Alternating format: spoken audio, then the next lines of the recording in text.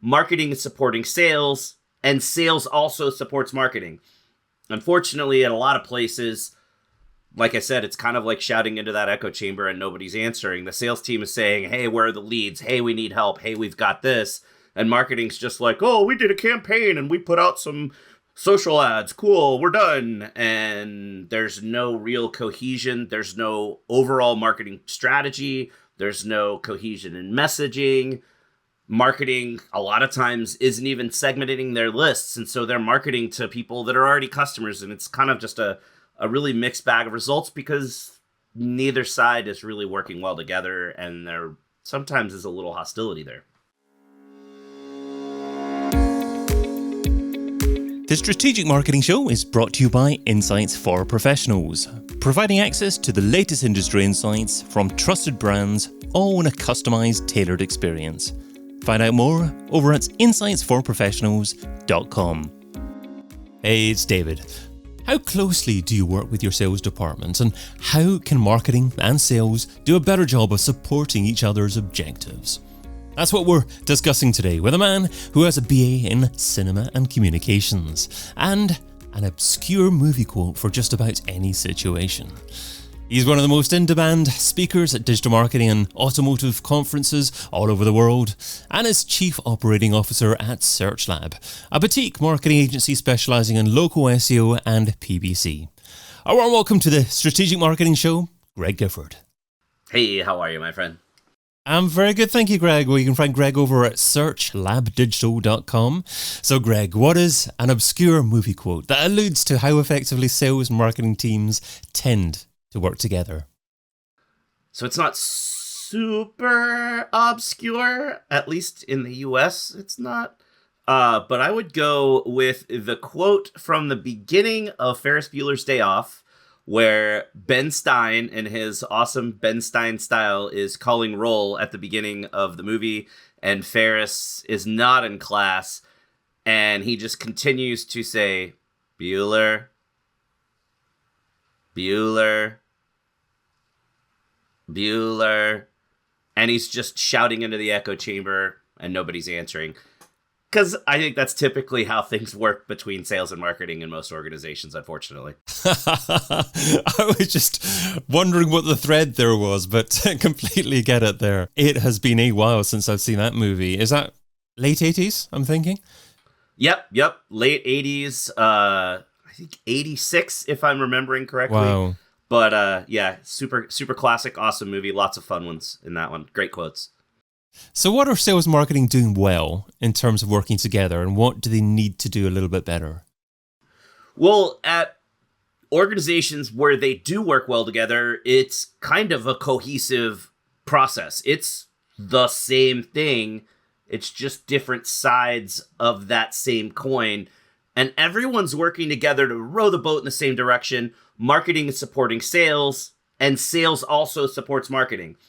Unfortunately, at a lot of places, like I said, it's kind of like shouting into that echo chamber and nobody's answering. The sales team is saying, hey, where are the leads? Hey, we need help. Hey, we've got this.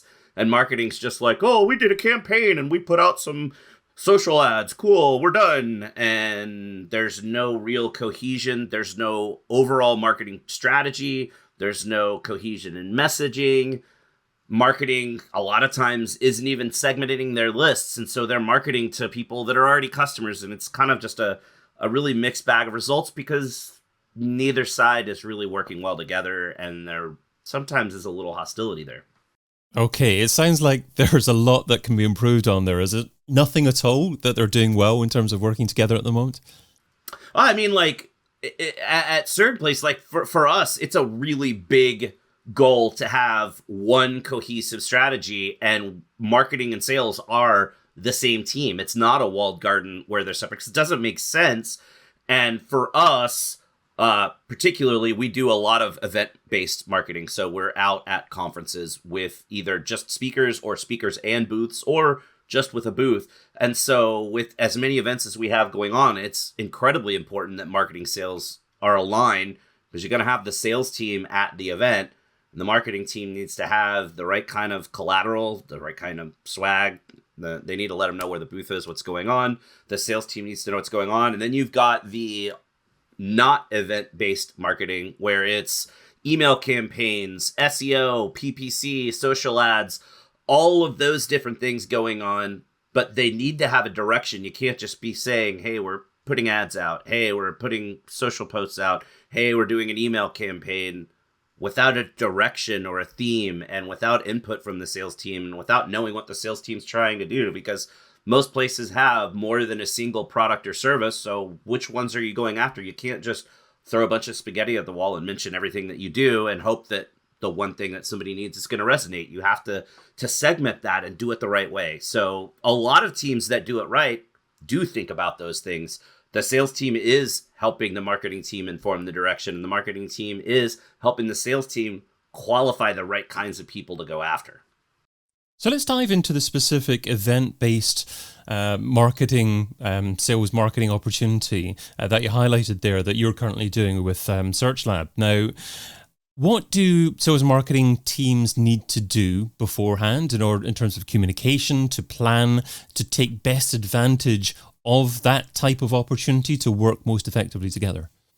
That's a really great question. So one of the things that we do in particular is we have a lot of pre-event and post-event marketing that goes out, because if you're going to invest in sending people to an event, whether you're just sending a speaker, maybe you don't even have a presence other than having a speaker there, or maybe you only have a booth in the expo area and you don't have a speaker, that's two totally different ways that you need to market your presence at that event.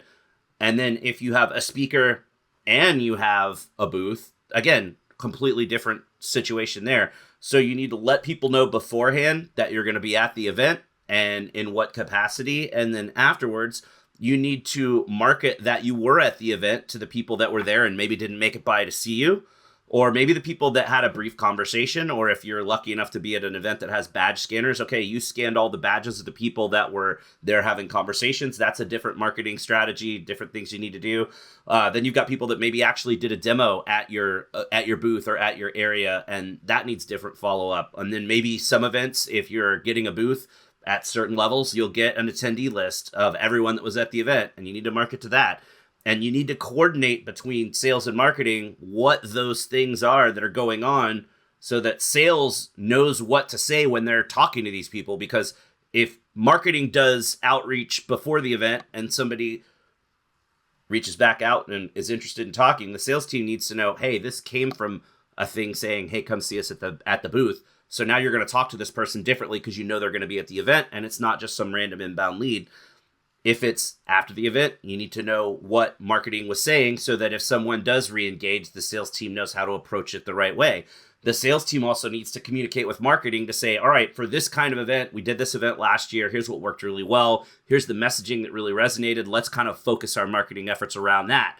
Because if marketing's just doing everything in a vacuum, they don't have that input from sales to say, hey, look, we had, 3 pieces of print collateral at the booth, and 2 of them we ran out of, and 1 of them we didn't hardly give any out. Let's figure out what worked or didn't work there. And you have this constant reiterative process of doing everything you can to have both sides working together to make the next event even more successful. I love the fact that you mentioned actually market the fact that you were at the event. I think many brands are perhaps guilty of attending an event or even speaking at an event or exhibiting at an event, and then it's over. As soon as the event is over, then the opportunity to market is perhaps over, but that's not necessarily the case. And in the past, I've gone to events, either spoken at events, attended an events, exhibited, and had a list of attendees, and then actually created a piece of content as a result of being at the event, maybe interviewed people or maybe just created a blog post about the event, and then used the opportunity to tell the attendees about the event, about the summary of the event, and then had the opportunity to build sales as a result of doing that. Is that something like what you're thinking of there, or are you thinking of something else? Yeah, I mean, for sure. We do a lot of video content, and actually I have this, the people listening probably don't. I have a weekly video series that I've been doing for years, and at certain events, not every single one, but certain big ones like Brighton SEO, I come over a couple times a year to the UK and I always do it there. We just had a really big automotive conference in the US a couple weeks ago, and I will always do some sort of video content around that event. And then a couple of weeks after the event, boom, we release that video content. And that way it's something exciting that at the event you can kind of pump it up and people see you recording the content and they'll want to watch it later. And it's always a lot of times interviews with different experts there. So those people will want to see what they said in the final product. And it gives you a chance to do more marketing around that event after the event. And it shows people that you were there and that you were active. It gets people re-engaged because it's not just a dumb marketing piece saying, hey, come buy my stuff again, because people get inundated with that all the time. You have to have a different approach.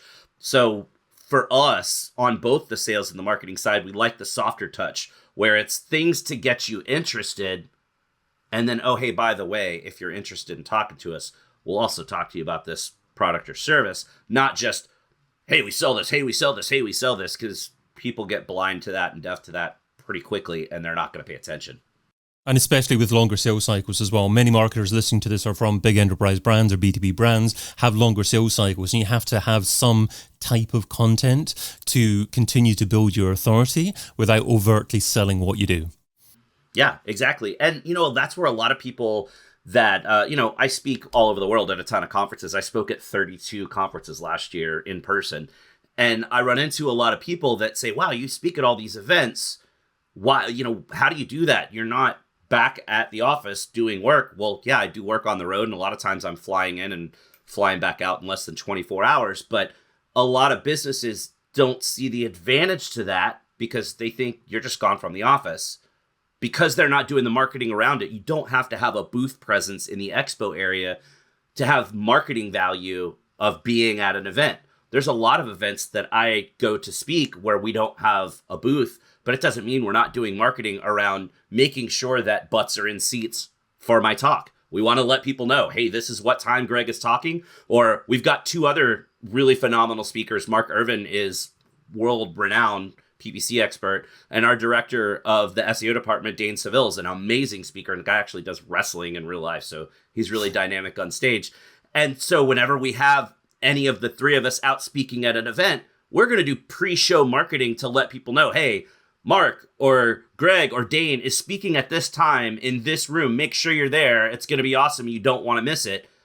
And then after the event, a lot of times we'll do a recording of that presentation, throw it up on our site, and then we can send it out and say, hey, if you were at the event and you missed it, or hey, maybe you didn't make it to the event, here's a copy of the presentation so that you don't miss out on the awesome info that we shared. And that way you're able to do some marketing around these speaker-only events and still get a lot of value out of them.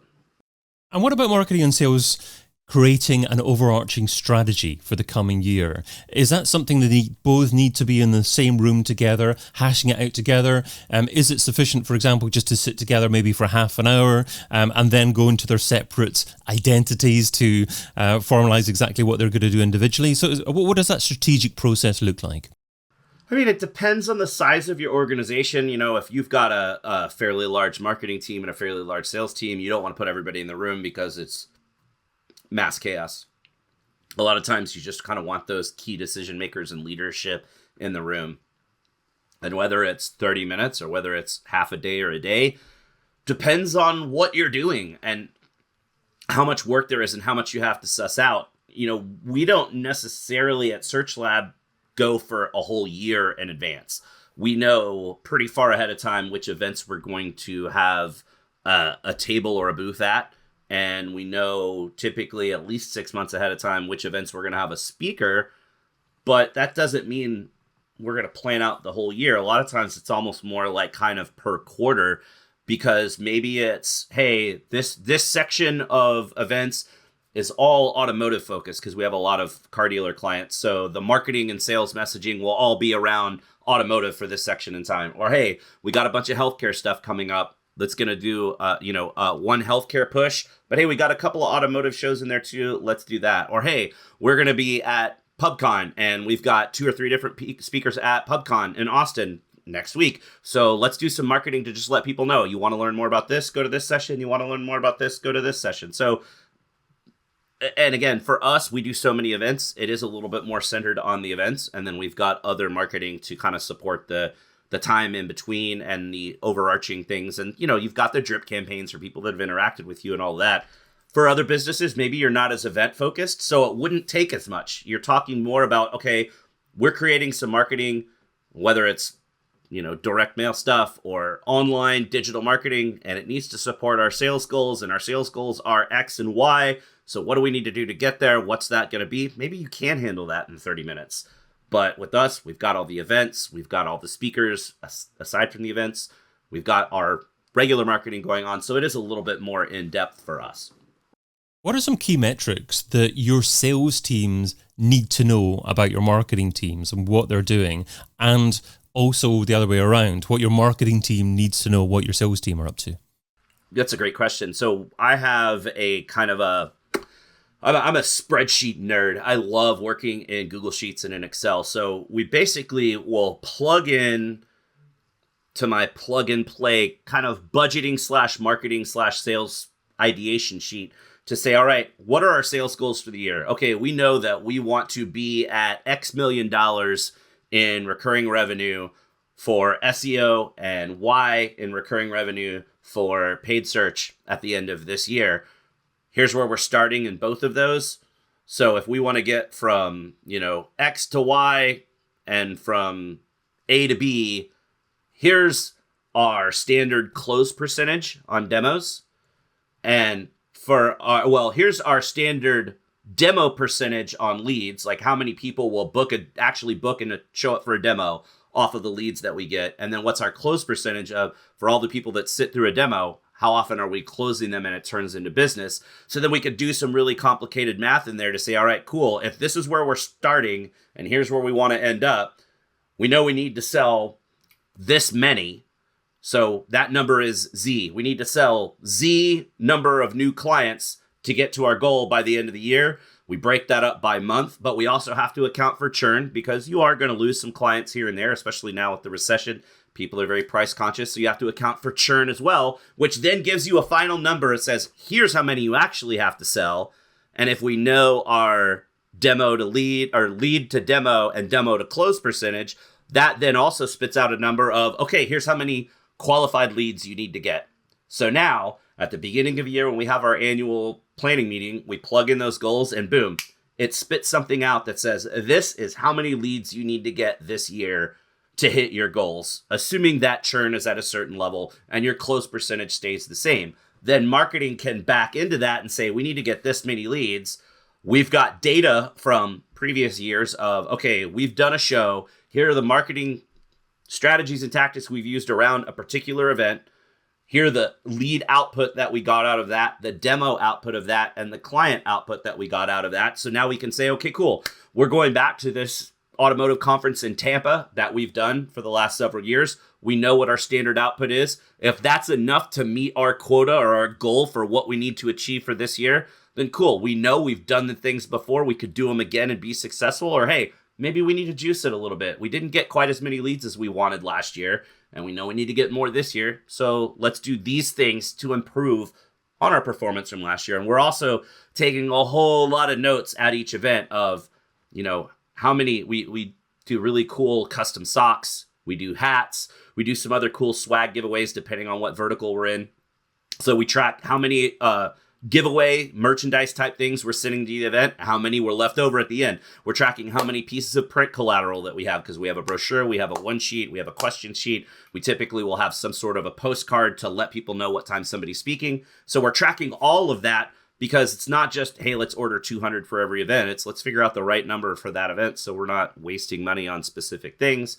We know what we've done pre-show. We know what we've done during the show. We know what we've done post-show. So for us, it kind of becomes this machine of now, like I said, it's just a constantly reiterative process of what can we do to tweak and get a little bit better from what we did last time.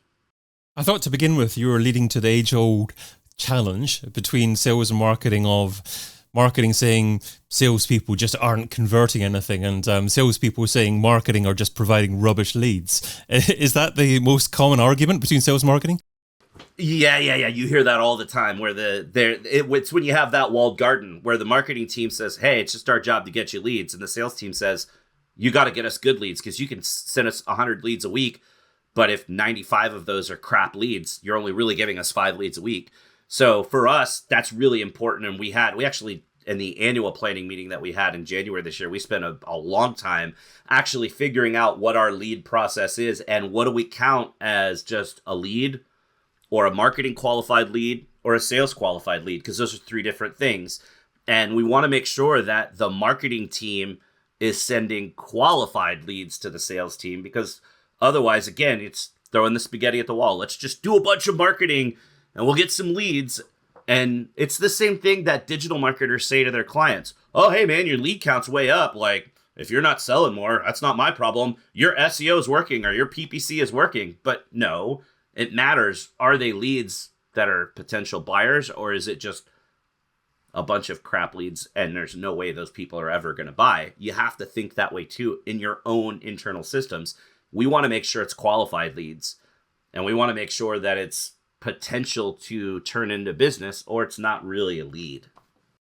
So not necessarily thinking about what we've been talking about so far with sales and marketing, what's the number one thing marketers need to incorporate into their strategy? Man, I think the thing that I see that's wrong the most often is people just think I have to do activities. I need to be sending out an email. I need to be putting out stuff on social. I need to be doing SEO. I need to just create content for the sake of content. I need to create videos. I need to do all of these things that you see on other podcasts and webinars and read online. But it's not about doing a lot of activities. It's about making sure that the activities that you are doing are effective. With email marketing, a lot of people are like, oh, here's my email list. Let me send this message out. No, segment the list first.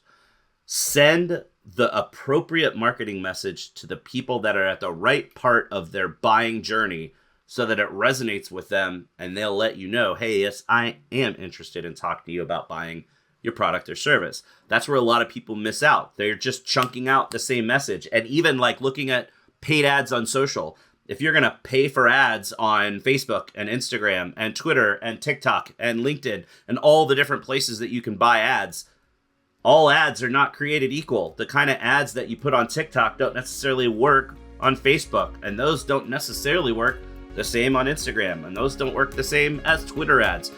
And that's not the same as your display and remarketing ads for your site. So you really have to be more specific and more purposeful in your marketing strategy if you want to be successful.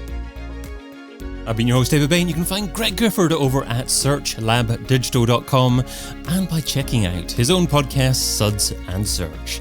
Greg, thanks so much for being on the Strategic Marketing Show. Hey, thanks for having me. And thank you for listening. Here at IFP, our goal is simple: to connect you with the most relevant information to help solve your business problems all in one place. InsightsForProfessionals.com.